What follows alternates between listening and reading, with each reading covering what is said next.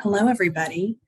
My name is Elizabeth Galuzis. Welcome. I'm going to start before I get into anything with a land acknowledgement. And a lot of this is quoted from the Cal State San Marcos Guide to Land Acknowledgements.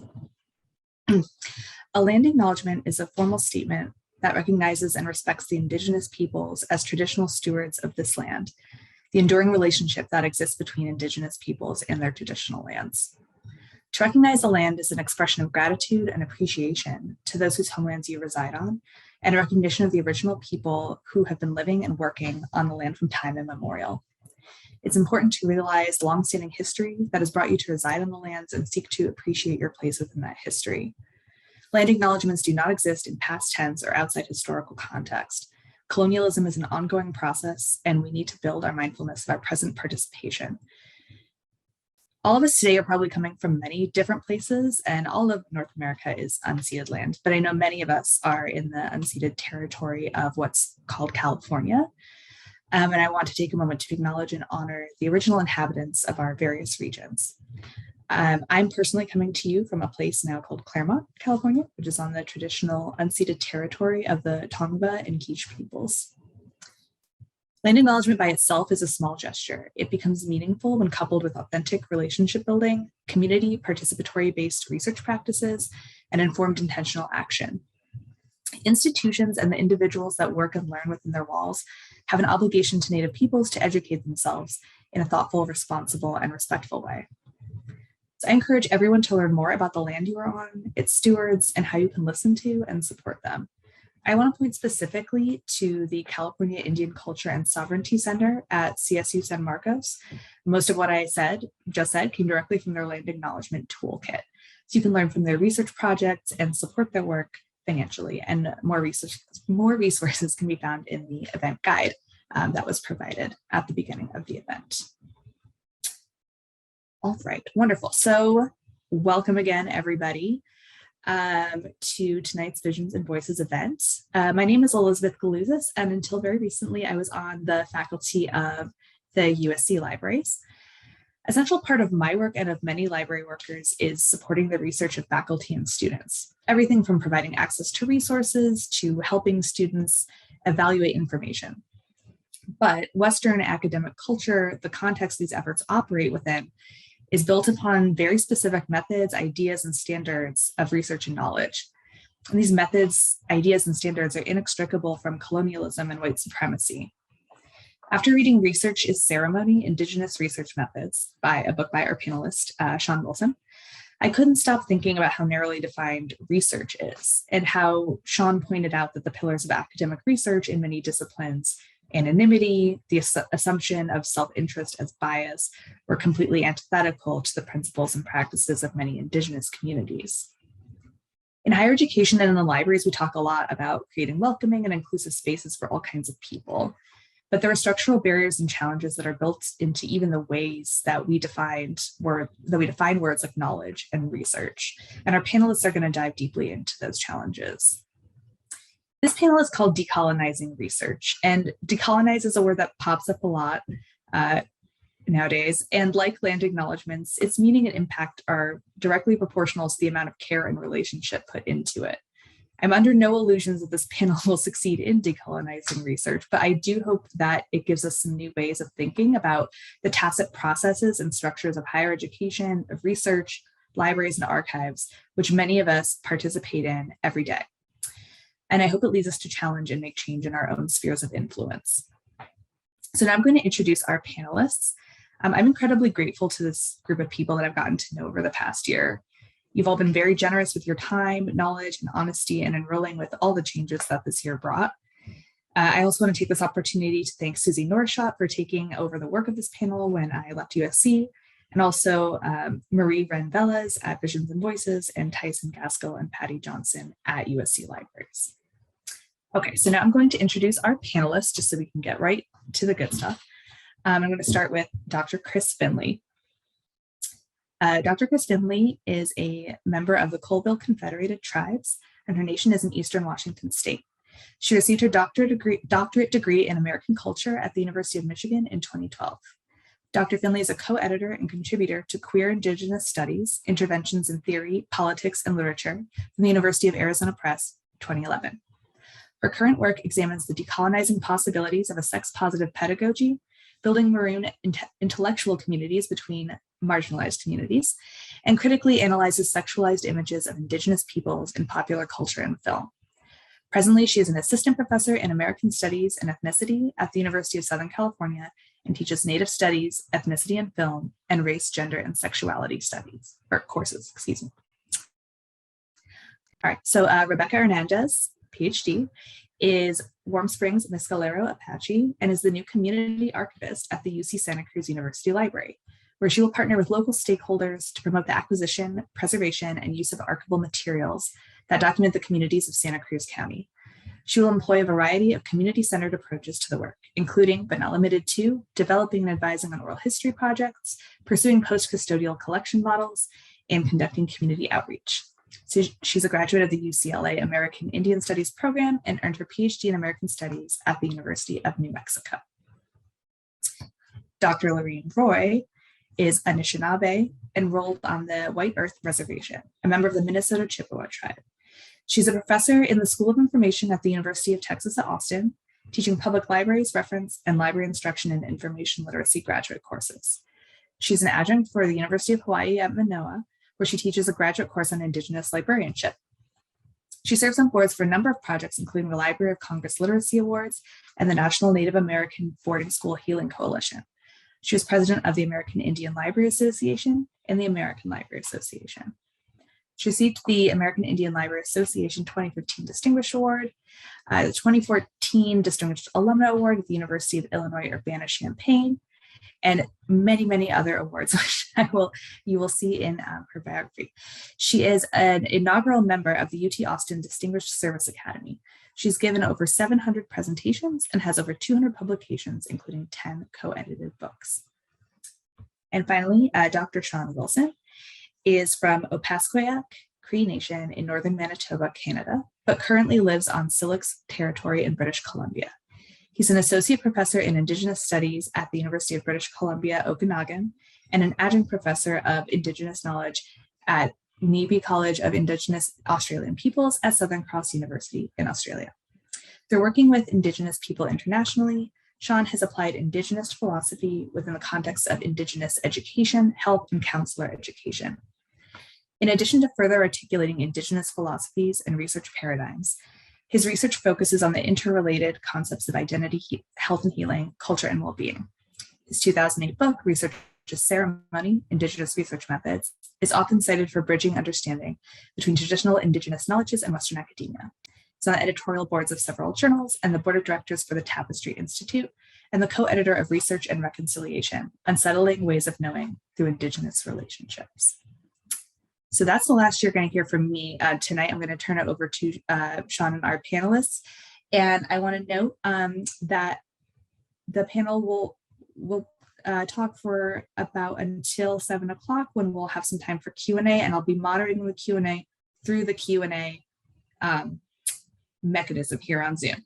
So I am going to turn it over to you, Sean, and I really look forward to hearing your conversation.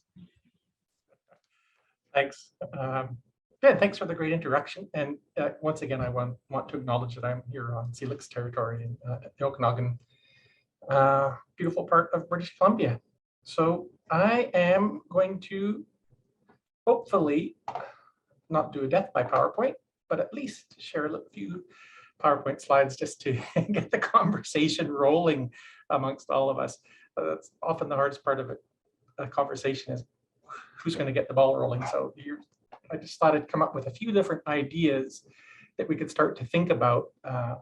They're going to guide a little bit of our conversation as we go along. So I think that whenever I start to think about things, I'm always looking for metaphors, and often land-based metaphors for really what we're trying to achieve. And I was thinking, well, really what we're trying to do is figure out how to get across this gap in understanding between Indigenous ways of knowing and looking at the world, and looking at knowledge itself, and Western ways of, because that's where most of us are working in Western systems.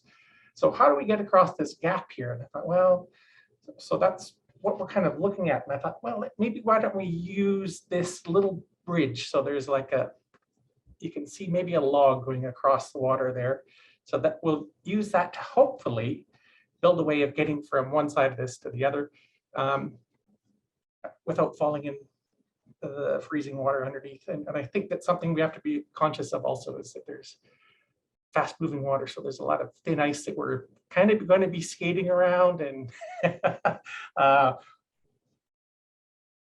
always being conscious of that, don't take everything that we say as is the gospel, because that's not the way Indigenous knowledge works. It's always going to be a little bit, well, we're close to the edge here, and there's danger there.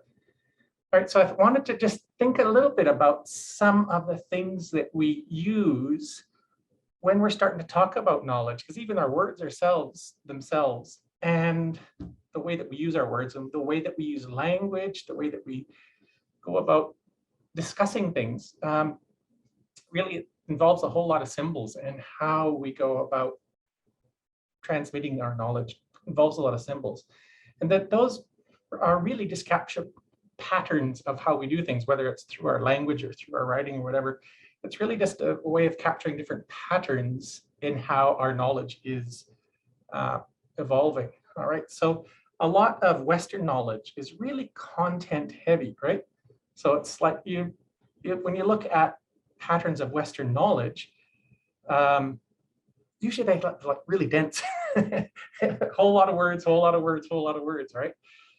It's quite different from Indigenous ways of looking at things. So and that tends to be or result in knowledge that's quite reductive. So it's like, that's Western science is based on the concept that you can reduce things down to smaller bits. And if you understand those bits, you'll understand the universe. All right. And then hopefully those bits all add up together to, you can rejoin all the little bits together to make them make sense. All right, so, and I was thinking, oh, well, what is a good example of that? And one of them was, well, really, if you look at the way the written language works, it's like you recognize a little pattern, that little pattern is the symbol for the letter L, or the letter I, or the letter N, E. All these little lines join up, little curves join up to make a letter. Those letters then join up to make a word. Words join up to make sentences, and sentences join up to make paragraphs. And that's how you create a manuscript or a book, is you can reduce it down to the little patterns, but these patterns build on each other and to make something that's big. All right, now you all know how Western knowledge works. Otherwise, you probably wouldn't have been able to get online and get into this into this discussion. But really, so what we're going to probably focus on a lot more than Western knowledge. Is going to focus on trying to describe and articulate what Indigenous knowledge is and how that works. So you can get a little bit of an understanding of how things are a little bit different for us. Now, I think the first thing to understand is most of our ways of describing things comes in a really context rich. So rather than focusing so much on the content, we focus a lot more on the context. So we tend to use more things like stories and metaphors that kind of describe something within a context. So, but it's the problem with that is oftentimes, if you don't know enough about the context, then you have no idea what the hell's going on. So hopefully we will give you enough of the context surrounding the stories that we're creating and the metaphors that we're using. So, because those metaphors are all really culturally based, right? That you can start to understand what we're talking about. But the whole idea behind having a conversation is that we are then sharing with each other through the use of our stories, and we create a story amongst ourselves as we go about doing this conversation that is an example of the knowledge, just in the way that we're sharing our story with each other. So in that sense, the knowledge itself is performative. So the knowledge comes out in our performance of this discussion. Or another way of putting that is it is emergent knowledge. So the knowledge, we each have a little bit of this knowledge inside of ourselves. And through sharing it with each other, a greater knowledge emerges that is bigger than all the little parts of each of us put into it, because through discussing it, through bringing it out, it really helps to that knowledge to emerge. All right. So there's a lot of different ways that knowledge emerges and performative knowledge comes out. So, and this is not just necessarily for Indigenous people, it's for all people, right? So you can recognize that there's a different type of knowledge that gets shared through art and poetry and dance and music. Different forms of knowledge come out in different ways, and we share them with each other in different ways. So it's not just books, it's a whole bunch of other things that are involved in knowledge production and knowledge sharing and knowledge growing. But I guess, when we're starting to think about libraries and how this works in bringing all this out and sharing it with other people, is really oftentimes we're just looking at artifacts, right? But the artifacts really are a representation of that knowledge that was created, knowledge that was worked on. So I meant to quote an famous anthropologist here, and his name has totally slipped my mind now.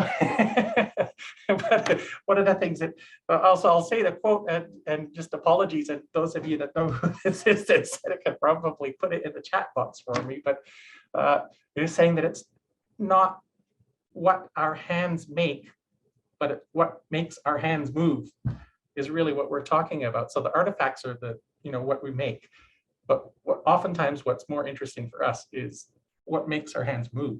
So that's part of the Indigenous knowledge, is it's that stuff that makes our hands move when we go about creating things. All right, so it is emergent and it's relational. So our knowledge is built in relationships with each other, with the cosmos, with ideas and abstractions. All right, so once we start to think about that and think about this knowledge emerging through our conversation with each other, it really brings up some interesting points for discussion as well, because it's like, well, who then owns this knowledge? Because it's like something that we brought out and brought into being together through our engaging in this conversation. We also have to start to consider things like who owns. So not just who owns knowledge, but who has the right to even listen to knowledge or who has the right to share knowledge. Is that something that everyone, knowledge, for once you start to consider the relational aspects of knowledge and being accountable for something. So once you know something in Indigenous worldviews, you become accountable for sharing that knowledge, and you also become accountable for making sure that that knowledge is used in a good way. So there's some issues around what happens, who has the right to knowledge, and what happens then if you do earn the right to listen to knowledge, then what becomes your responsibilities in the custodianship of that knowledge. So that's kind of really all I wanted to talk about, just to get the ball rolling, is the whole concept of knowledge, how it emerges, and then we're going to talk about this in a few different ways. So I don't know, maybe we'll get Chris, maybe if you want to go first, but we're here at a sort of like a university setting, specifically, well, theoretically we were going to be at a library, but we're on the sort of this virtual library. So I'll stop sharing that slide and just sort of maybe if we could start to think about, so the notion of the university and the library is built on a very specific type of knowledge and of knowledge production. So how do you think that we could conceive the differences and convergences between Indigenous knowledge and the knowledge that's valued by the academia?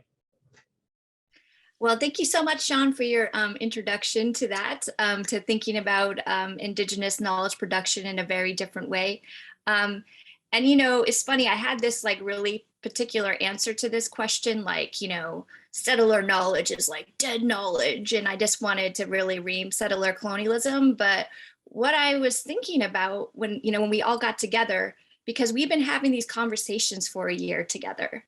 And we are very much interested in this like slow learning process that Michelle Jacob and other scholars discuss. And I will say, it was a non-Native person who got the ball rolling. It was Elizabeth, right? Who is a librarian who cares very much about research and trying to do these things in a different way. So I think that that's what I always love, is that for a lot of scholars, what brought us into this work is our like love of books, right? Our loves of thinking, our love of discussing ideas with other people, our relationships with other people.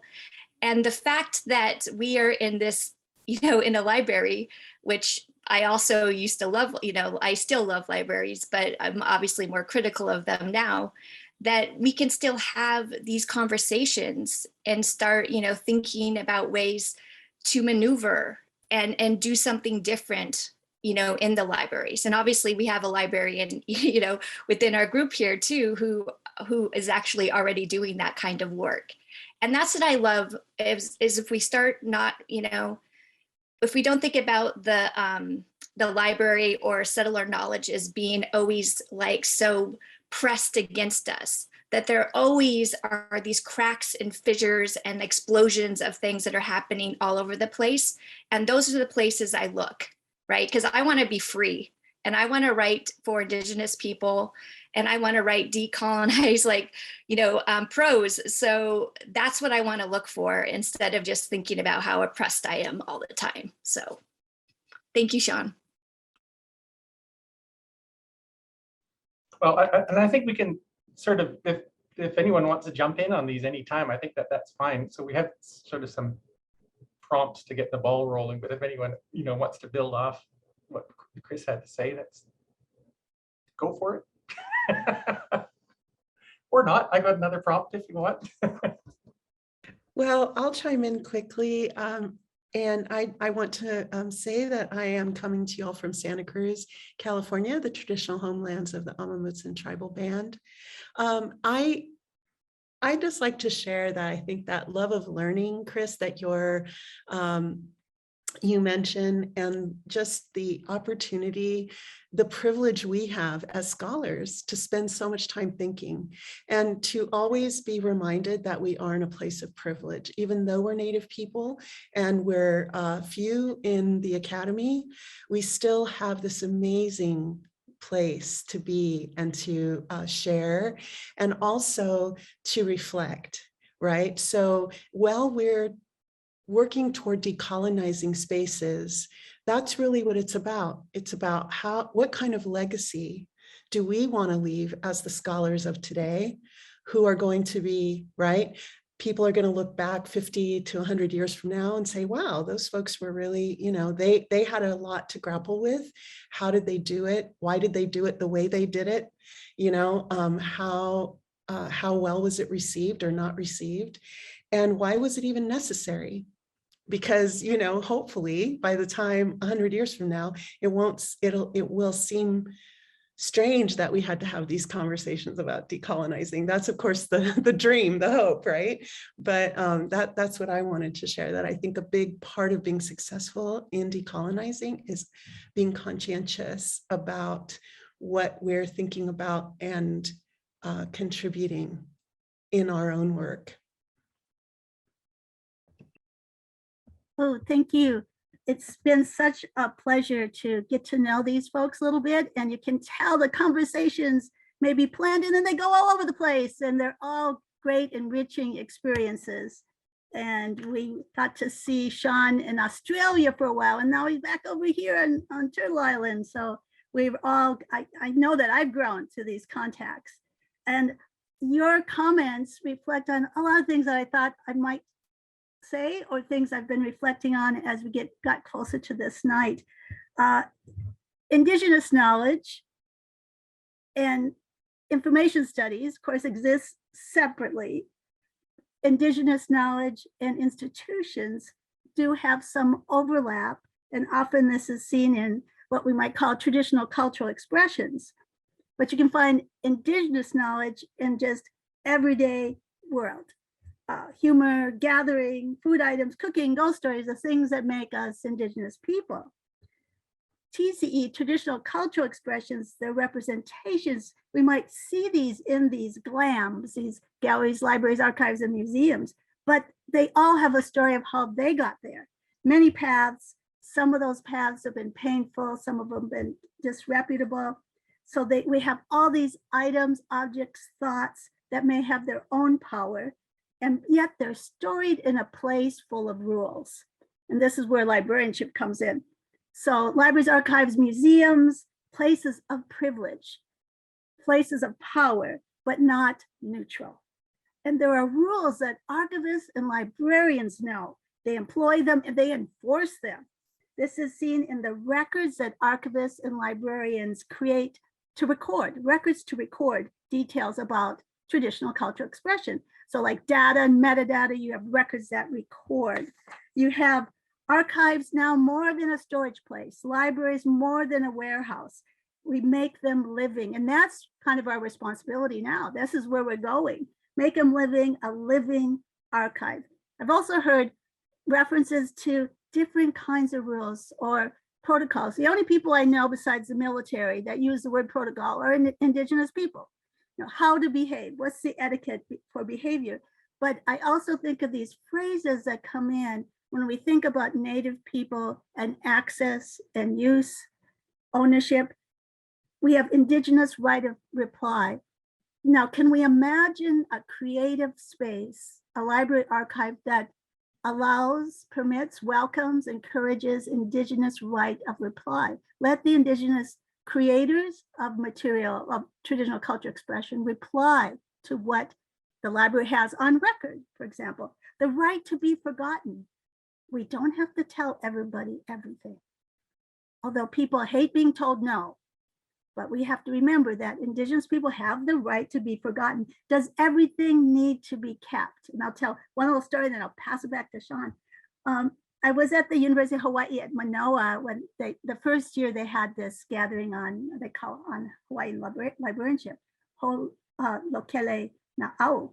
And one of the presenters brought up considering not saving everything. And even in that group, it was sort of alarming.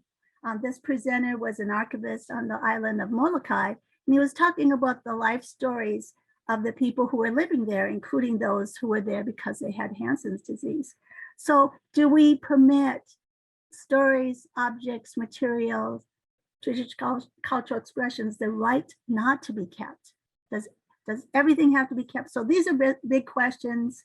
They can guide how we work with material, how we acquire material, and how we let people have access. So I'm gonna turn this back to Sean, and I'm gonna learn some more.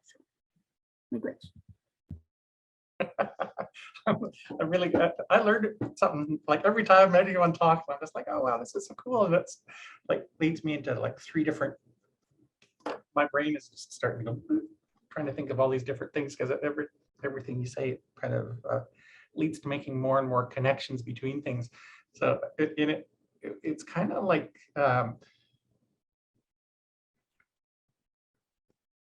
I guess that's probably part of why I tend to use metaphor quite a bit, is because it's the easiest way for me to sort of demonstrate or articulate, I guess, all of these different connections that are happening when we're talking with each other. And so for me, I was just, when you're talking about this, I was envisioning this medicine that we have at home that grows in, like, it's kind of like a swamp, but it's, I don't know, the swamp has such a negative connotation sort of in how it's perceived in sort of by most people, but for us that's a really important place, is the swamp. But there's a specific type of root there that we gather as medicine that grows under the water and kind of in this sort of muskeggy kind of stuff, and every once in a while it sends up a shoot here and there. So it's like you're making all these connections under the water, and then a different idea will pop up over here, an idea will pop up over there, an idea will pop up over there. But it's really through making all these connections and links under the surface that allows those different shoots, those rhizomes, to shoot up all over the place, and in some of the unlikeliest places. But also the fact that we go and tend to those patches where that stuff is growing makes all the connections even stronger, and makes all the roots and all the shoots send up all over the place. So that was sort of a metaphor that came into my brain as we were talking about this stuff.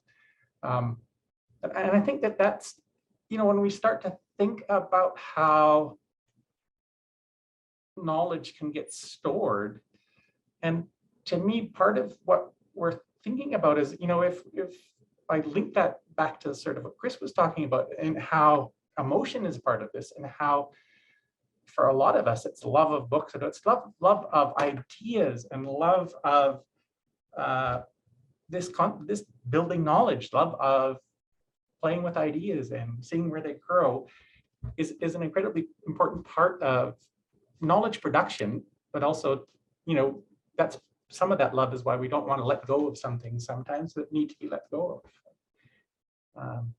So yeah, but Chris, do you want to take it from there?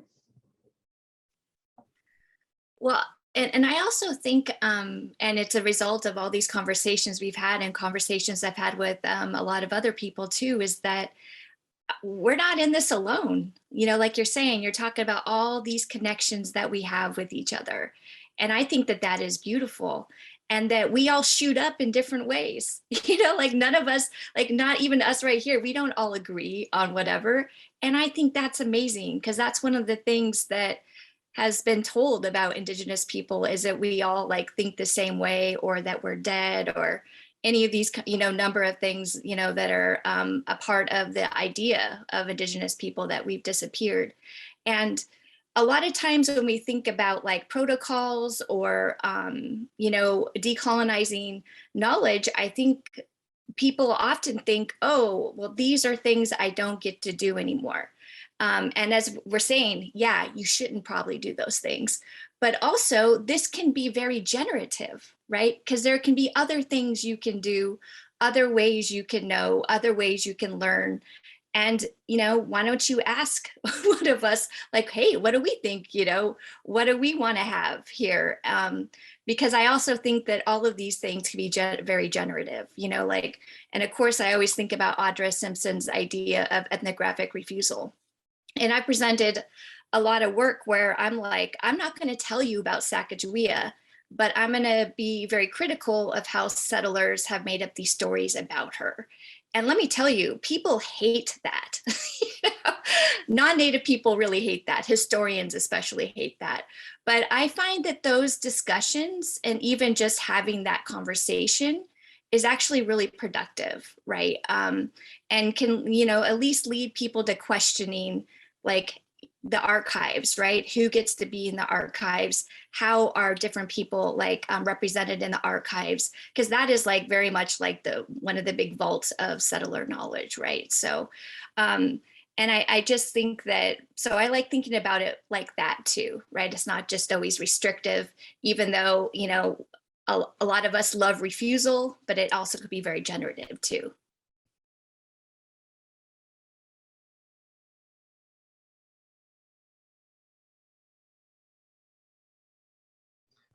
And that makes, sorry, go ahead, Ariane. Oh, yes, I guess I put my little light on. Chris, this reminds me of the times that we can find people as objects in libraries. Some of you might be familiar with the phrase human library. And I was in Norway, way up north, Tromsø, Norway, and had a meeting with the public library director. And he said, well, maybe you want to take a look at this. And it was a loose leaf notebook, and there were pictures of patrons, people who lived in the community who were willing to be checked out. That is, they could make an appointment with someone, sit together and talk. And my sister and I, my sister Della, the closest one, there are 8 of us, and I were at part of a human library at the American Library Association annual conference once. And we were in the room, and we could be checked out only as a box set. 2 of us had to be checked out at the same time. And so they'd ring a little bell, and people in the room could go and sit next to someone and chat for a little while. And I learned more from my sister, and things that I didn't know, the boundaries of what you can tell and not tell outside the family. So I was getting some lessons there, but we learn in many ways. And that's kind of a formalized way, a human library, to make the checking out of people a little bit less formal, I guess, informal checking out. I'm also reminded of how we learn that people can be the intermediary to the object. And a friend of mine, Tim Powell, wrote an article called A Drum Speaks. And he worked at the University of Pennsylvania and the Language Center there. And he had some grant funding, and they were creating a digital archive on drums involving my people. Some of you might have been involved if you're in Minnesota. and a tribal member came in and performed ceremony, and he did something that people working in archives, kind of trained not to do. The speaker went and took a drum. He handled it. He played it. And he said, this is what it called out to me. It asked me to play it. It had been tired of sitting there on the shelf. And so sometimes we need that human to break that control. And he picked up the drum, he played it, and he explained again that the drum told him to play it. I'll turn this on to Rebecca or back to Sean.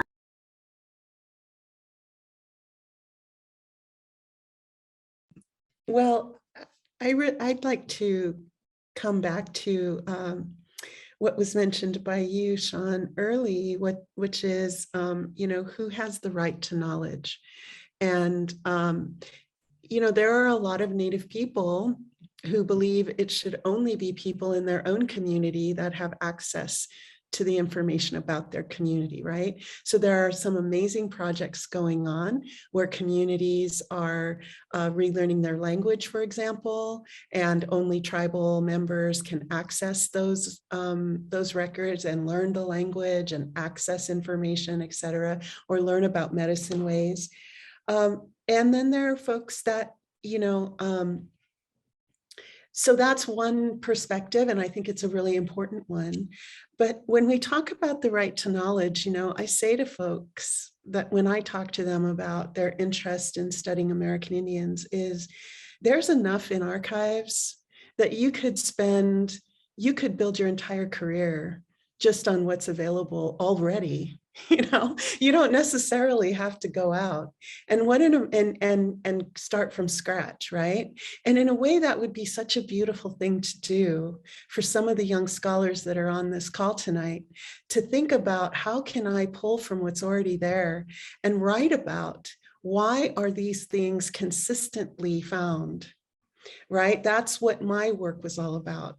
How come I keep running into these particular words, these particular categorizations, these particular approaches to discussing things? That is what really kind of opened the door for me to contemplate and really appreciate the convoluted and really inaccurate labeling that gets attached to Native objects. So I never went out to, I went out to communities to talk to them about what that meant to them, having their objects labeled, but I didn't start there, right? So there's so much information in archives, y'all, already, right? And it's there, and it needs to be, just like I was just thinking as you were talking about the drum, right? It's almost like the information is there and it's on the shelf and it's waiting. It's waiting for someone to come, maybe from that community, maybe to do a cross, study with another community, that you could really build a beautiful project out of that. So, so don't feel like because it's in an archive, there's something wrong with using it, or, it should only be used in a particular manner. So I just wanted to share that. Yeah, this is just sort of making me think about, it's funny how we make these connections, and I hadn't known about Lorraine, you being up in Tromsø, because I also, when I was up in Tromsø, it sort of reminded me of a concept we were discussing as we were having, so it kind of linked in with not necessarily the library side, but when you start to think about galleries and museums and archives in general, not necessarily manuscript archives, but the whole gamut of what we're talking about here. We're having discussions about Indigenous aesthetics and just Sami concept. I think it was South Sami concept of Dwame Swoike. I don't mean, my pronunciation is incredibly bad on that, but basically so the aesthetics concept was not calling something that meant beautiful, but it also meant it fulfills its role in a relationship. So the whole concept of beauty was tied in with this, what you were talking about, this use of people actually needing to use it. That's part of what makes it beautiful, is the the use of it. So having a drum that it can't be beautiful unless someone is playing the drum, or so a lot of these things get trapped in archives or get trapped in wherever, and they lose their functionality because they're no longer fulfilling their role in a relationship by just sitting on the shelf, which is again sort of doesn't sit well with a lot of different people. This reminds me, Sean, of something else I was able to witness, and this was at the National Museum of American Indian before the NMAI was built on the mall. This was the NMAI in New York City that still exists. And I was with children from the Pueblo of Santa Clara, and we were creating an online exhibit, the first online tours for the museum. And at the end of that week, so I was working with 8, 9, and 10-year-olds, this group of 4 kids. They brought some teachers and parents with us, and we met with the museum staff on the last day to have food and to thank everybody for doing this work. And the NMII staff gave the Pueblo Santa Clara representatives a photograph book, an album. And I could see them start to cry because they saw pictures that they had never seen before. And they had no idea that it existed in the NMAI collection. There are photos of their relatives, but very importantly, there was a photo of what they called a waffle garden. And there was a way to plant that preserved your water. And they said, we do this, but we never knew really what it looked like until they saw this picture. So they saw a photograph of something they've been doing for decades, maybe centuries, but it was there in the archive waiting for them. So sometimes it is helping people find what they don't even know might be there, sort of related to what Rebecca was saying, that items are there waiting like that drum, pick me up, touch me. But of course, there could be protocol regarding those. And then in terms of, if we go back to the concept of decolonizing, institutions to look at whatever barriers may exist to that happening. This last week, the American Library Association had its first conference that they call Live, Learn, X. And the last speaker was Colin Kaepernick. And he talked about barriers and really called on libraries to give these up, fines. And a lot of public libraries no longer are charging fines. IDs for borrowers' cards, because not everyone has a physical address. And he said, cops in the libraries, he said, get rid of those 3 things. So that is, in our institutions, look at what we're doing that inhibits use.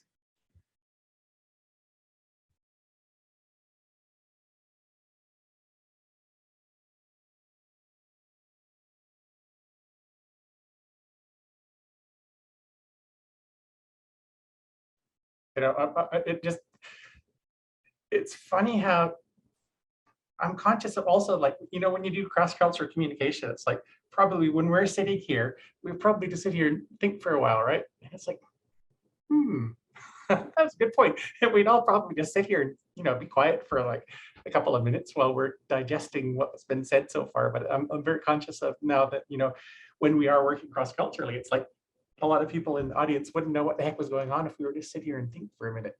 But it's actually like, I don't know, for my culture anyway, it's like a real demonstration of respect when someone says something and then you stop. Because it's like, oh, that made me, I had to stop and think about that. That's a good point. So it's like, I wasn't thinking about what my response while you're talking. Instead, I was thinking about what you were saying. And then that takes a while to process it.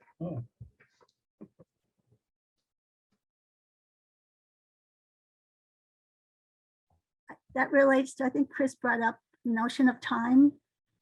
And some of the reading I've been doing lately has looked at and called on archives to slow things down. That we get so used to requiring things by a certain set moment. We have a grant, at this point, we should be here. I remember being at a meeting and I asked the people involved, and this was a meeting on related to a huge national archive. And I said, well, do you have a healing time, or do you have a time where your tribal communities can get used to the idea that you have these materials? And the person in charge said, we had budgeted 3 months for healing. It's done now.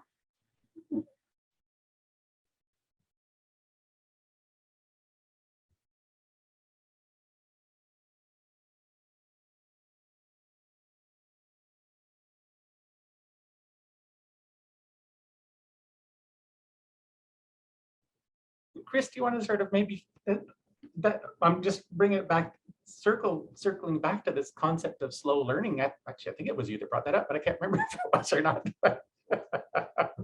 How would you sort of, this concept of time and how it fits into the slow learning and in with archives and museum? How do you think that those all work together, or do they? Well, in some ways they really don't, right? And to kind of I know we had some really good questions thinking about humility, right? Because this today I was like kind of calling myself out, because I was like, I talk about slow learning, but in my graduate seminar, we are reading a book a week, which I promised I wasn't gonna do. You know what I mean? I was gonna, and I couldn't help myself, right? Like, and it's that thing of, trying to like kind of reel it back in, because I mean, I feel like for so many of these things, I mean, actually, I think it's significant that they had 3 months built in for healing, because honestly, I probably wouldn't have even thought of that.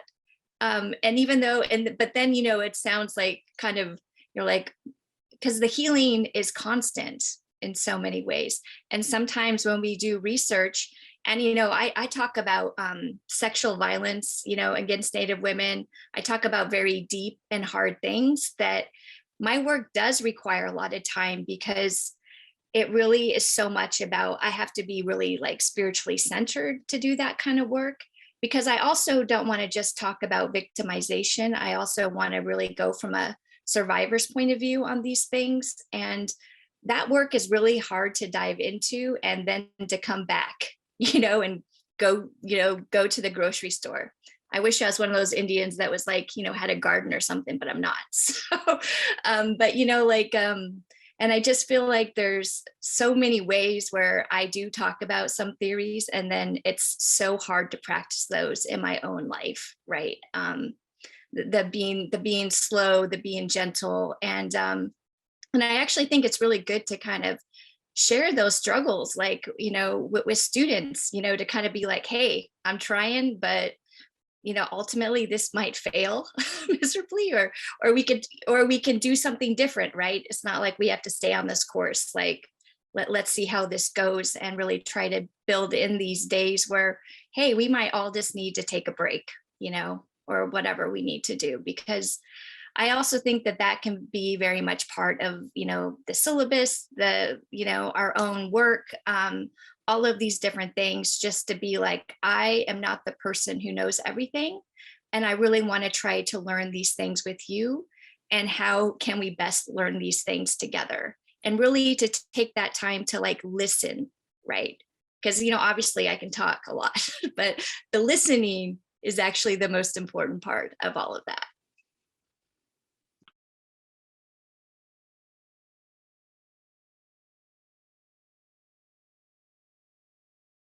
I like, Chris, that you brought up humility, and there's increasing attention given now, at least in libraries, on cultural humility. We have a couple books coming out that I certainly have warmed up to it more than cultural competence, that concept that I was going, oh, whoever is competent. No, I don't know too many competent people, and how by taking one class, all of a sudden you're competent. But this concept of humility, I think, works a lot better. It orients to outside of oneself, being considerate of someone else, giving some sort of recognition to this relief of power or redress. That there comes a time when I need to acknowledge that this is something you've contributed. I am humble in myself. In one of the 2 books that is coming out on cultural humility in libraries, I have a chapter on the use of Indigenous adages to understand cultural humility. And I was fortunate to find someone who created a product. It's a little book of sayings, and she's a social worker, and I think she lives in Hamilton in Aotearoa. So I contacted Lisa, and she's my co-author for this chapter, and I learned so much from her. I said, yeah, I could take the adages I've found, but she gave the deeper meaning and deeper interpretation. So how to become humble is a lifelong, you know, task, responsibility, and reminder.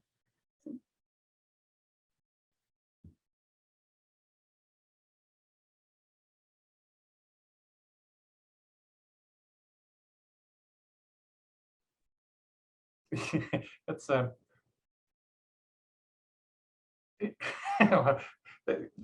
that's this ties back also into, like, we've been having conversations about this, you know, as you said, talking about all this stuff for a year, and that was one of the things that I had brought up when we first started doing this discussions around how we were going to actually do this discussion. And that was one of the things that I was really worried about, because it's like, oh man, I'm not going to be the person in here that's going to be the moderating this and be mansplaining everything. It's like, I don't want to be the only male person on the panel and then and look like I'm trying to control everything. So I'm doing my best to sort of step back. One of the things that I really like, that you know, bringing all these sort of things in, and it's like how when we're doing research, a part of that is, you know, talking about things like, you know, we do some research because there's a lot of, you know, negative stuff that happens in our communities, and that's part of what we're doing research on. Part of it also is through maintaining that humility, but also maintaining love for our communities and maintaining love for ourselves, is that, and recognizing that what we do as researchers impacts on ourselves, but also if we are good researchers, it should change us as a person. So I think that that's something that is quite different than, you know, having that pure objectivity. It's like embracing the subjectivity and sort of saying, no, I want my community to change. I want it to be a better place for my children. Part of that is, the more I know about something, the more I have to change my own behavior. So if my research isn't changing the way I behave and what I do, then, you know, I'm doing something wrong. So I think that's part of the protocols that also we have as different peoples, as part of that, you know, practicing what you preach sort of thing. And when you learn something, you have to put it into action in your own life. And I think it's being open to being corrected sometimes. It brings to mind an exhibit I saw at the Museum of Anthropology on the campus of UBC. I don't know if this is still up, but I was working on a project with Musqueam people using the content management system Mukadu to create an online exhibit. This was to create an online exhibit, I think, of public art in Vancouver. And they would have a layer of that online exhibit that was available just to the Musqueam people, that may have been in their language, but may have told stories that they themselves knew, and they wanted to keep it at that level. But they brought us to the museum and to an exhibit area, and they said, here's what we worked on and with them. And I thought they were showing us a blank canvas. It was just looked like white paint on a canvas. But if you stepped to the side, you started to see a little bit of an outline, a kind of grayish outline. And they said there's a photograph of a Musqueam woman dancing that we really never wanted to have shared, but it got out and it's everywhere. And they said, we figured out we couldn't stop it, but we're reminding people that this is what they should have seen. They should have seen the blank canvas, but if you look to the side, you see the shape of the dancer. So you have to go through lesson, go through learning, go through listening to be able to understand the role, the place, the importance of that dance. So they were kind of trying to erase the layers of appropriation from that photograph to show us in an exhibit space a different way to approach that topic.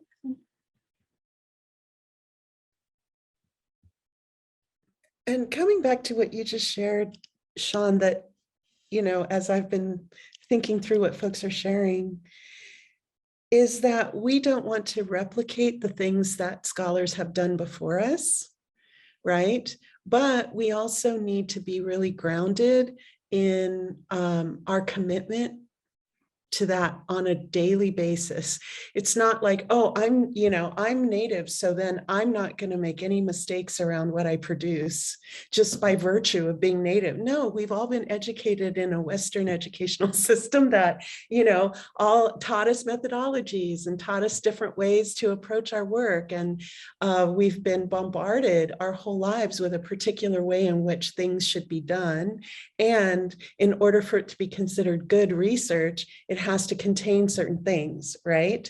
So as we move through that process, it's important that we don't just intellectualize, I'm going to be different from other scholars, but we actually ground ourselves and we're grateful in the knowledge of who we are.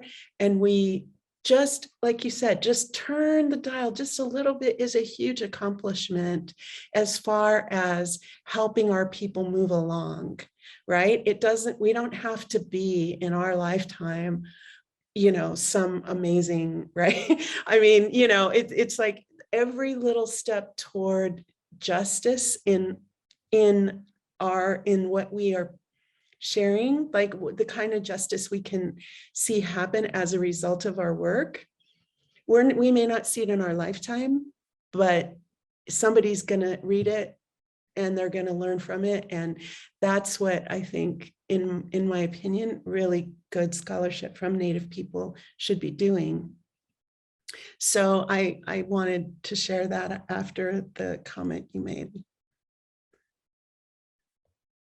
I think we've all been going to terrific events online over the last 2 years. And my favorite event last year was a speech that Linda Turvey-Smith gave at UC San Francisco. And it was just off the cuff, but every word was so rich. And people asked her, so what should we be doing? And she said, well, the purpose is for Indigenous people to thrive and flourish and go about their lives. And somebody asked her another question, and all she had to do is repeat that again. Well, the purpose is for Indigenous people to thrive and flourish and go about their lives. So, if what we do helps contribute to that, that's success. That's something to remember.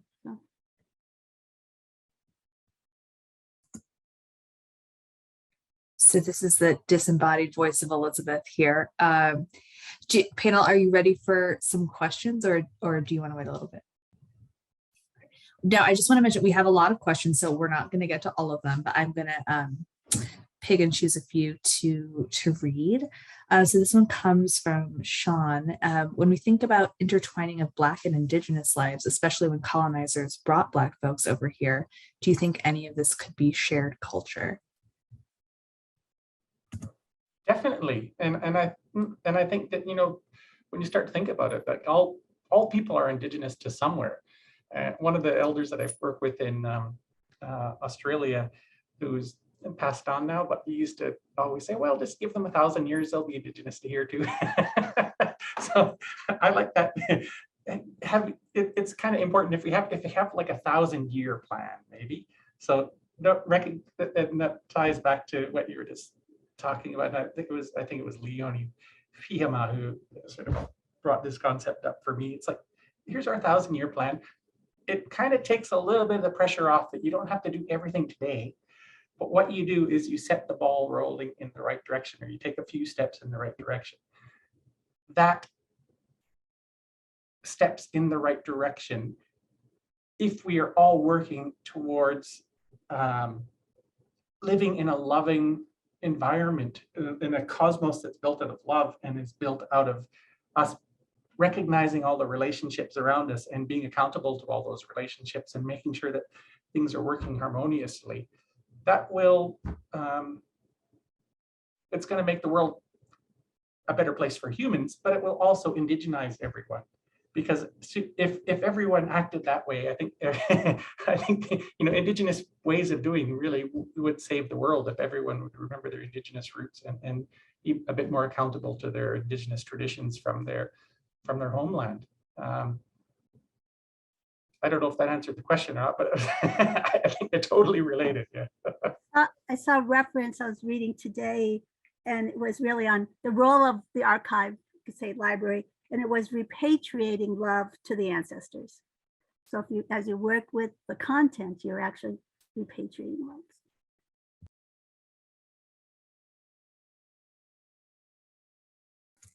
Does anyone else want to chime in before I move on to another question?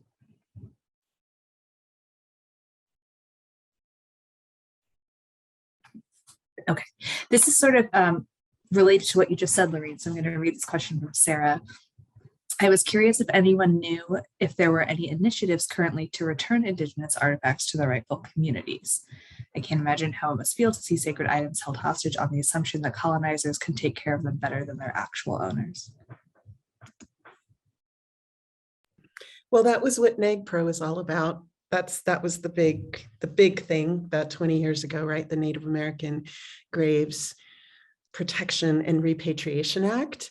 That kind of got that started things moving forward, where tribes could request items back that they felt were inappropriate to be had by anyone else to begin with, and then over time, it became much more common for them to request other kinds of objects as well. And I do want to mention that Terry Snowball, who worked at the NMAI for many, many years, was someone who really helped to develop ways to manage objects in a collection that were sensitive to the need, like what the tribe wanted, right? So the tribe would come in, look at their objects and say, okay, these are things that can be seen by men, by women, by non-natives, by Native people from other tribes. You know, we can't assume that just because we're Native, we get access to all things Native, right? I mean, there are many, many, many things that I can't and shouldn't look at as a Native person if it's not from my community. So yes, there are many, many programs that you know, big, large museums have implemented to help get objects home.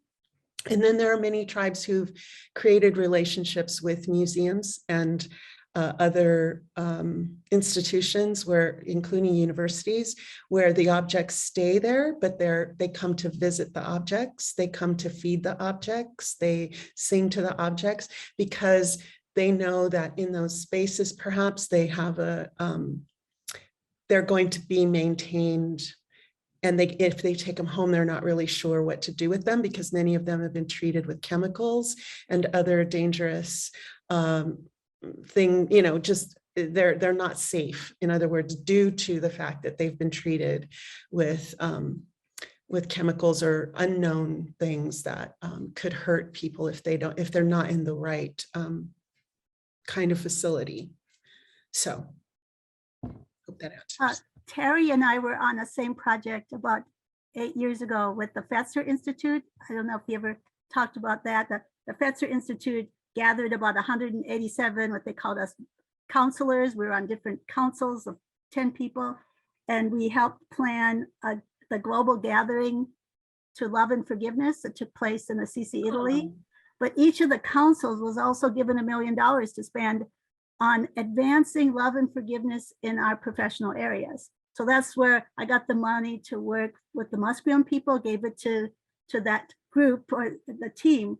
And in writing that proposal to work with Musqueam, I had to document for the Fetzer board why that was important to do. How was this an expression of love and forgiveness? How could it be creatively communicated? So I wrote, what you have is a museum and you have a tribal community. The Indigenous people, in terms of love and forgiveness, they'll say, we forgive you for claiming our cultural intellectual property, for breaking our protocols and providing access to this content.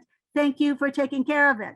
And for the museum staff to say to the Indigenous people, we forgive you your protocols that aim to restrict or reclaim your cultural intellectual property, and we wish to work with you to preserve, protect, provide access within the framework of your cultural protocols. So twisting it around, that love and forgiveness is this two-way street.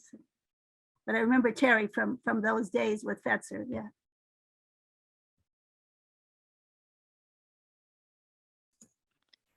I also love that a lot of Indigenous people feel very differently about this issue, because I write about the American Museum of Natural History in New York City, And, I've gone there several times because I write about the film night at the museum, but I saw some Native people there. So I was like, hi, where are you guys from? And introduced myself, and we were looking around at stuff, and they didn't seem to mind a lot of this stuff, right, that was there. And they thought it was good that people get to learn and all that. Because, I think, when I look at this stuff, I'm like, these guys are grave robbers. Like, I feel very strongly, and it actually kind of makes me physically sick, to see these things. And so it was just really cool to kind of have this different, opinion about that, right? But then they did see one of their sacred pipes, and they're like, that should not be on display. And they kind of drew the line there, right? But I will say, and maybe some of my colleagues from graduate school at the University of Michigan are here, we were involved in this like decades-long struggle for our American Museum of Natural History to repatriate a bunch of remains and, and artifacts and things back to different Native nations, around the Great Lakes area.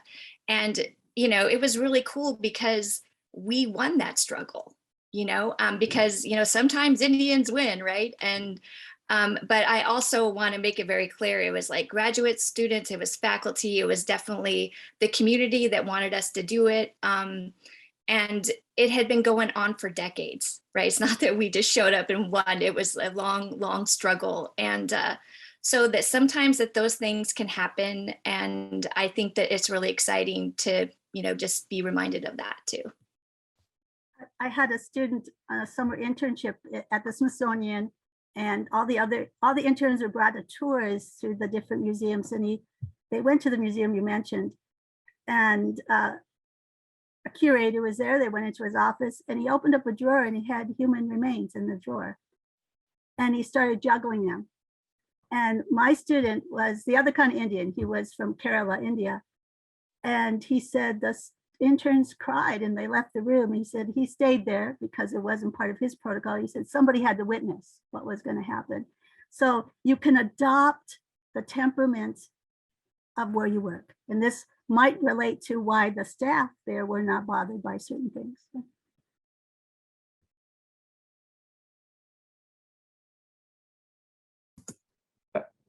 That's really terrible. And it kind of reminds me of like part of something that we need to be conscious of. Like, I mean, we're talking about love and forgiveness and a lot of this stuff, but we have to recognize that there's also a lot of anger in a lot of our communities because of things that happen like that. And I think it's, to me, it's totally justified anger in how things have happened in the past and they continue to happen today.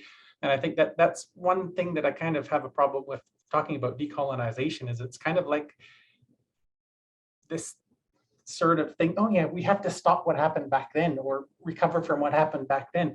But to me, it's this colonialism didn't stop, 200 years ago. It's ongoing process that's happening today.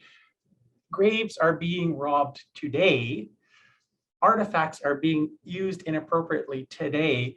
And that really makes me angry a lot of the time. And I think that we have to also, we can harness the energy of that anger sometimes.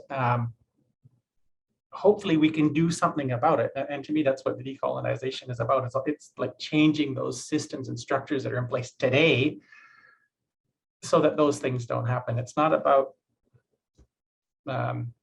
it's like, that's sort of the catch cry of the white supremacists, is like, oh, forget about that. That happened in the past. But, we're different today. And it's like, bullshit.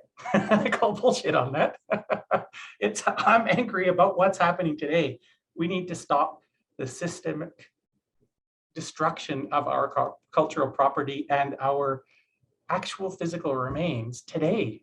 And, not just our remains, our actual bodies today. I was at a meeting in Hawaii on the Big Island, it was 2001, and it was funded through, I think, Kellogg. And it was to gather people. There may be about 40 of us, maybe 10 Indigenous people and people in anthropology and information studies, and how to develop these digital archives. And they set the ground rules And first of all, they wouldn't let the Native people meet with each other. There were one per table, and we kept looking at each other, trying to find time to grab each other. And that one of the ground rules is somebody stood up and said, we don't talk about anything in the past. It's from this point on, and that wasn't going to work with us. And during the first half of the first day, I kept track of how many people spoke, and had 53 non-Indigenous people to 8 Indigenous. Though the 8 comments were from one woman who didn't seem to catch on. The rest of us weren't talking. It wasn't a plan, but we just weren't talking. And her comments were mm-hmm. And I went to the facilitators. I said, what you planned is not working, and I don't think we're comfortable talking. You got to give us our space, which they did do. So, but I think part of all the work everyone I hear is doing is we have a certain vigilance that we have to maintain. You can't just relax, because yesterday is just as present today as it was then. Things have to be said, and it can get kind of tiring. And a lot of times you kind of evaluate, what's the cost of saying this? Am I too tired to go there today? The most common questions you get asked, if you want to even try to answer them today, they'll be back tomorrow.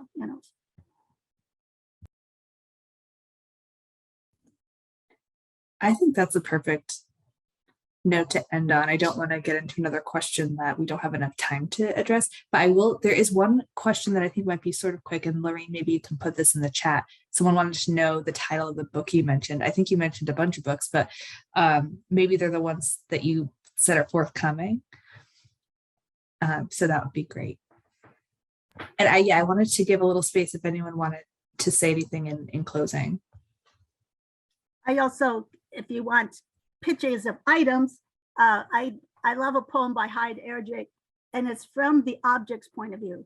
So if you look it up, it's in her collection called National Monuments, and it's the poem Guidelines for the Treatment of Sacred Objects. And the objects are telling us how they want to be handled. So it's pretty cool.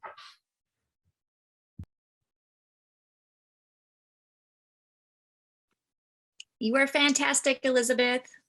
Oh, you all are. Thank you so much. And I'm sorry that we didn't get to everyone's questions, but there were a lot of them. So thank you all for asking them and for participating. And I'm really grateful to the 4 of you so much for just something that kind of like was rattling around in my brain and having this conversation in real life. I see a question about recording. Yes, this is, I believe this will be on the Visions and Voices YouTube channel, and Visions and Voices can share more information about that in the chat, I think. But thank you all so much for coming. I saw people from Peru and Australia and just all around. It's very special. So thank you very much to the panelists. Thank you to the audience, to Visions and Voices, and to USC. And have a wonderful evening or whatever time it is where you are. Yeah, and thanks everyone who was on the call tonight. It was very nice to spend time with you. Yeah, thanks. Thank you so much for coming.